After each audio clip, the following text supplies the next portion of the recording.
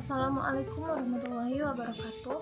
Saya Rahmade Ernaldi dengan NIM 23042195 akan menjelaskan materi tentang peranan pemerintah dalam perekonomian.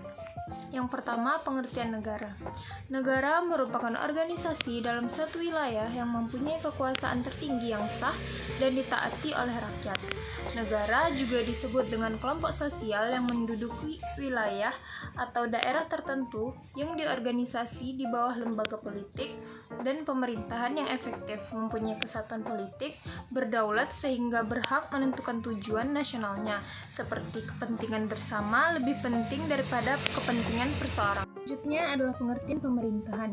Pemerintahan adalah sistem yang menjalankan wewenang dan kekuasaan yang mengatur kehidupan sosial, ekonomi, dan politik suatu negara atau bagian-bagiannya. Dalam UU Nomor 32 Tahun 2004 menjabarkan pembagian wewenang antara pemerintah pusat dan pemerintah daerah. Selanjutnya adalah pengertian ekonomi publik. Ekonomi publik adalah cabang ilmu ekonomi yang menelaah urusan publik, urusan umum, urusan banyak orang, urusan masyarakat, urusan pemerintah. Juga disebut dengan ilmu ekonomi yang menelaah masalah-masalah ekonomi khalayak ramai seperti kebijakan subsidi atau pajak, regulasi atau deregulasi, nasionalisasi atau privatisasi, sistem jaminan sosial, ketahanan pangan, kebijakan teknologi, pertahanan keamanan, pendidikan, kesehatan, dan lainnya. Sistem ekonomi. Sistem ekonomi adalah interaksi ekonomi antar individu, kelompok, organisasi, dan lembaga untuk mencapai kemakmuran. Masalah dasar sistem ekonomi. Yang pertama, produksi, distribusi, konsumsi. Masalah sistem ekonomi lainnya adalah what, how, whom, when. Contoh sistem ekonomi di dunia.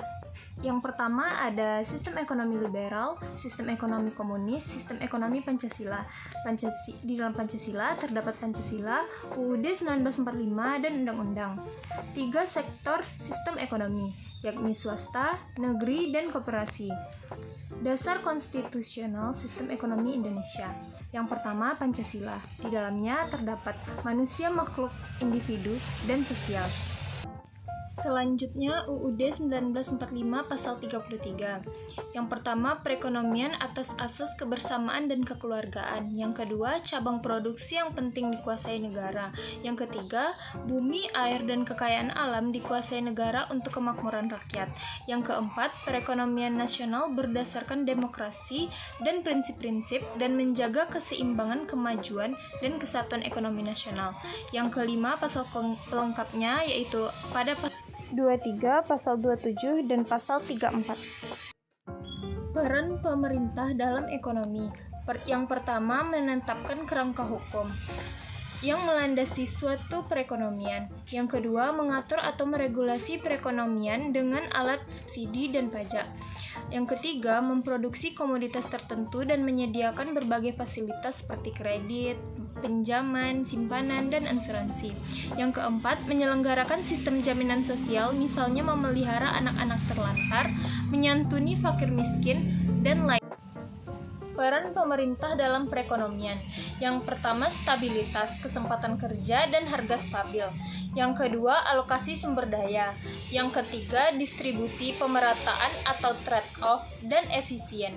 Yang keempat, ekonomi publik fokus pada alokasi dan distribusi. Yang kelima, mempengaruhi atau menentukan harga komoditas publik seperti BBM dan beras. Yang keenam, produsen dan konsumen komoditas tertentu. Yang ketujuh, mendorong atau menghambat kegiatan tertentu seperti peraturan, subsidi, pajak, insentif, pembangunan, dan lain. Dan yang terakhir, meredistribusi pendapatan masyarakat atau transfer payment. Selanjutnya adalah pemerintah dan kesejahteraan publik.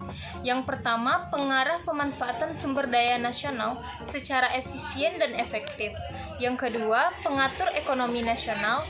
Yang ketiga, pengawas penggunaan sumber daya ekonomi nasional supaya dapat dimanfaatkan untuk kesejahteraan masyarakat secara efisien dan efektif. Sekian presentasi dari saya. Apabila ada kurang mohon dimaafkan. Assalamualaikum warahmatullahi wabarakatuh.